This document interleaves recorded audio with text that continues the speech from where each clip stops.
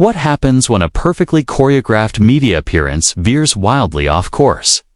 When royal composure collides, hidden with journalistic push, back and neither side is willing to blink. The answer?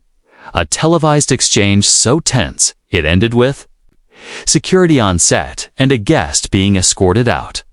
This is the story of how Meghan Markle's appearance on CBS This Morning became one of the most replayed in debate interviews in daytime TV history. For all the wrong reasons. The calm before the storm it was supposed to be a safe, feel-good segment. The CBS studios in New York had been prepping for weeks. Meghan Markle was there to promote her latest charitable initiative's heartwarming stories. Uplifting messages, the kind of content morning television eats up. Host Nate Burleson. The XNFL star-turned-broadcaster had done his homework.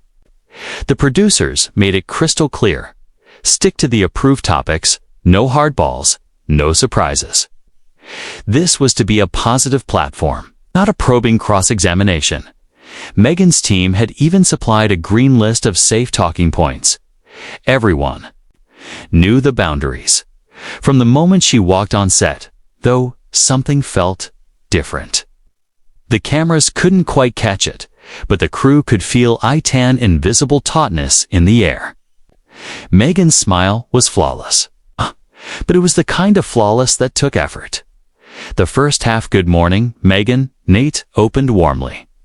"Good morning, Nate," she replied, with that practiced calm, ready to deliver polished answers. The first questions landed exactly as rehearsed. She spoke about visiting food banks, meeting volunteers, and connecting with families in need. The control room relaxed. Everything was on track then, just as the segment seemed locked into safe territory. Something shifted. Maybe it was the flicker in Meghan's expression. Maybe Nate had been holding back a question he couldn't resist asking. The moment the script broke, I have to say.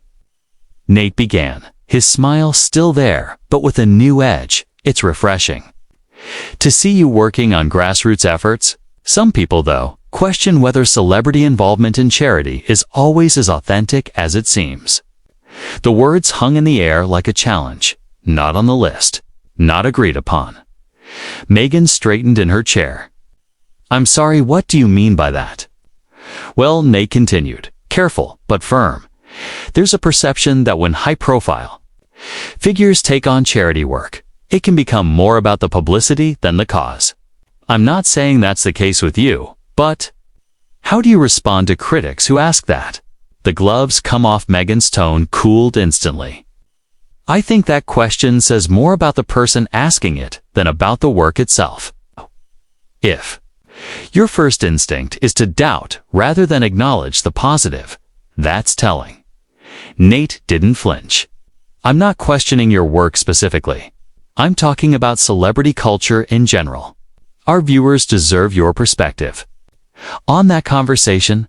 "Our viewers," she echoed, with a subtle sting on the word "our." They deserve to hear about the real work being done to help real people, not manufactured skepticism. The tension was now visible. Cameras caught every micro-expression. Her tightening jaw, his measured exhale. What had started as a feel-good puff piece had transformed into a verbal chess match. Each move sharper than the last dot, and from here, it would only escalate. What began as a glossy morning show feature was now teetering on the edge of a live, unscripted showdown. The air in the CBS studio had shifted, no longer warm and welcoming, but charged with the kind of static that precedes a storm. Nate Burleson leaned forward, sensing it. The approved questions were fading from his mind. His journalistic instincts had taken over, pushing him toward a story far more volatile than the cheerful puff piece they'd rehearsed. Meghan Markle, coos but clearly bristling, was equally unwilling to retreat. Her hand stayed still on the table, but the slight narrowing of her eyes signaled she knew exactly where this was going. And she didn't like it. "I'm not looking for controversy," Nate said evenly. "I'm looking for honesty. Isn't that what good journalism is supposed to be? Meghan's smile vanished completely. "Good journalism serves the public interest," she replied coolly. "It doesn't fish for sound bites to manufacture drama where none exists." The words hung between them like a drawn sword. Both understood they had crossed into dangerous territory, but neither pulled back. "I think our viewers are smart enough to know the difference between real reporting and sensationalism," Nate countered. "When I ask about the authenticity of celebrity charity work, it's because people are talking about it in homes, online, everywhere. They want to know if the causes are genuine or just brand management." That phrase landed like a spark in dry grass. Meghan's eyes flashed. "Are you seriously implying that my work with food banks, women's shelters, and education programs is some sort of marketing strategy?" "I'm not implying anything," Nate said, still steady. "I'm asking directly, how do you respond to those who see it that way?" Her voice rose slightly. "I respond by pointing out that while we sit here debating my motives, people are being helped by actual programs. The families I met yesterday aren't worried about my brand. They're grateful their kids are eating tonight." "That's admirable," Nate conceded. "But when someone has your platform, people will scrutinize how it's used. It's not personal, it's just the reality of public life." Meghan's laugh was short and humorless. "Nothing is more personal than having your motives questioned every time you try to help. Do you think I need the publicity? I could stay home. I choose to use my influence for good. But does the scrutiny ever influence the choice itself?" Nate pressed. "Does the fact that charity work generates positive press ever factor into your decision-making?" For the first time, Meghan's polished media training visibly cracked. "You know what factors into my decisions?" "Understanding. Struggle, knowing what it's like to feel powerless. Believing that if you can help, you must help." Nate didn't flinch. "And yet your current platform, your resources, your reach, those all stem from your royal connection. How do you separate the work from the privilege that gave you that stage?" Silence, the camera's word, softly. Meghan fixed him with a long, cold stare before speaking. "Are you suggesting that any good I do is invalid because of who I married? That every effort to make a difference should be reduced to gossip about my personal life?" "I'm not reducing anything," Nate said, voice calm but unyielding. "I'm asking how privilege and platform intersect. It's a question academics, policymakers, and communities wrestle with all the time." "Let me tell you what's not academic," Meghan shot back. "A mother skipping meals so her children can eat. A teenager aging out of foster care with nowhere to go. An immigrant family too afraid to seek help. Those aren't concepts to me." "I'm not saying they are," Nate replied. "But when someone with your profile speaks on these issues, the story inevitably becomes about you as much as the cause. How do you navigate that?" This time, her restraint broke completely. "I navigate it," she snapped, "by focusing on the work while people like you insist on making it about everything except the..."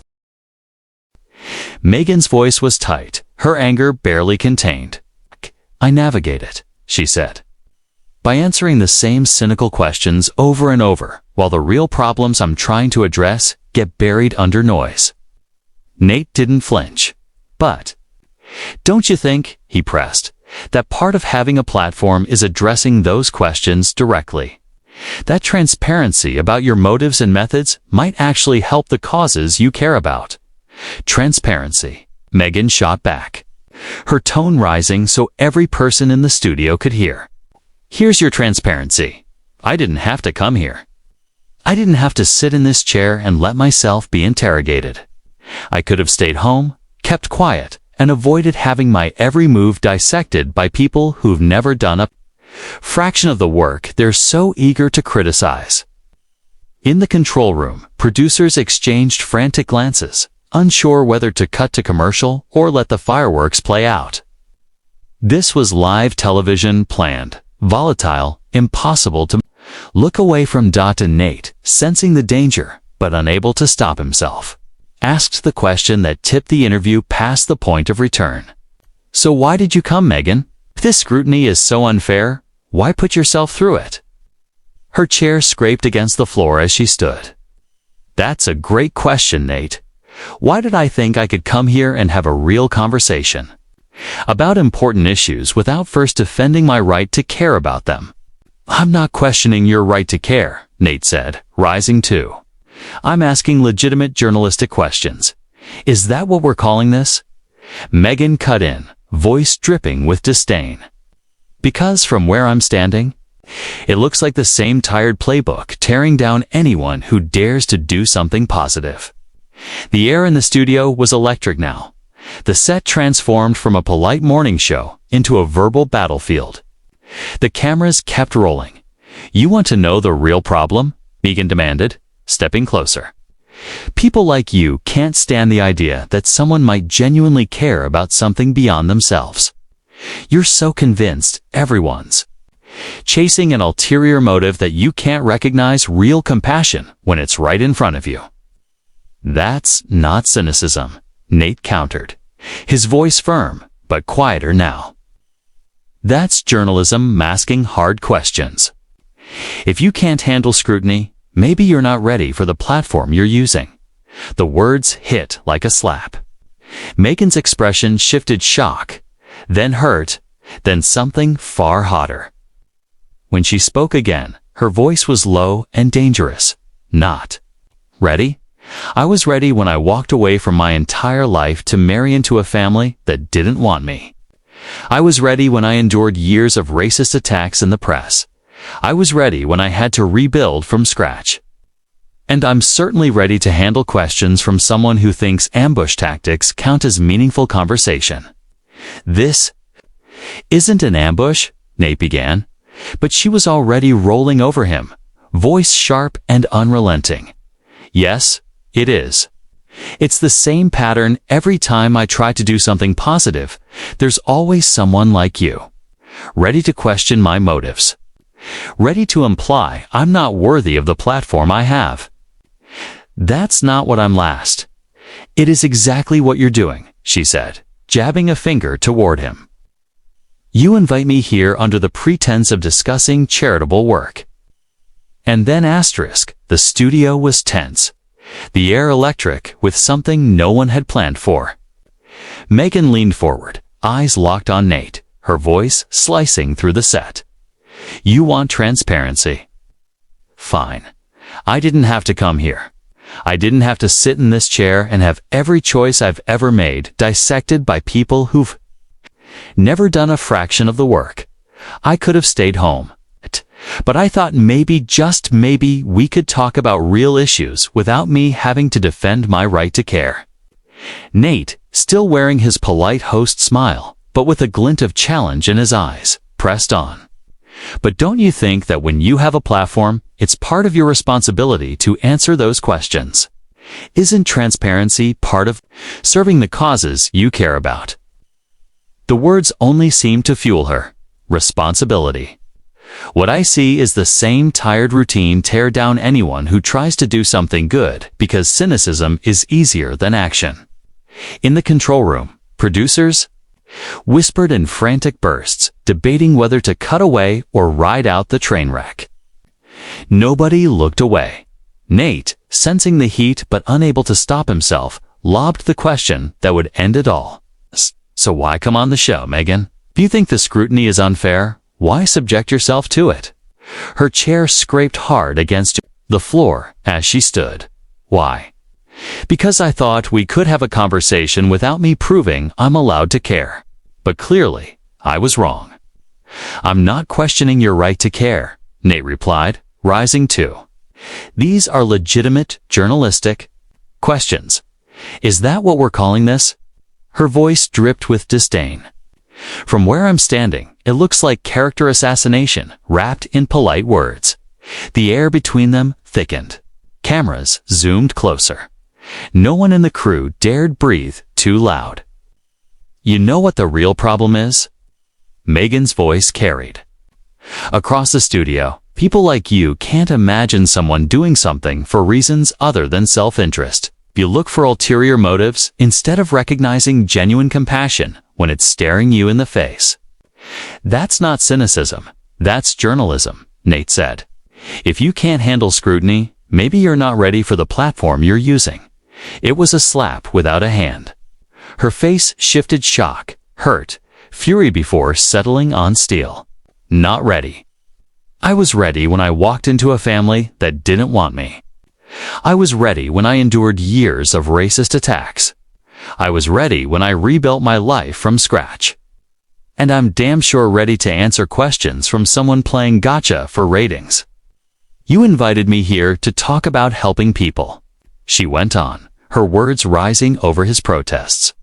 Instead, you've tried to undermine everything I'm working for. And here's some transparency for you. This is why people with resources sometimes choose to do nothing. Because every step they take, there's someone waiting to tear them down. Security had been quietly alerted.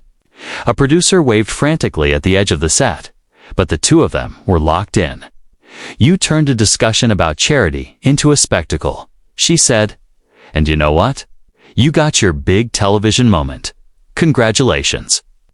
Meghan, please know, I'm done. With this interview, with this network, with journalists who think tearing people apart is a public service. She pulled off her mic, the sound harsh in the silence, and started for the exit. The guards moved in not to drag her out, but to shield everyone from the storm she'd unleashed. At the doorway, she turned one last time. You want a story, Nate? Here's your story. Someone tried to do something good, and you made it ugly. I hope the ratings were worth it. And then she was gone. The camera stopped. Nate stood alone on the set, staring at the space she'd left behind. By the time the crew took their first deep breath, clips of the confrontation were already flooding social media. What was meant to be a routine promo had exploded into one of the most talked about moments in live television where celebrity, journalism and responsibility collided for the world to judge.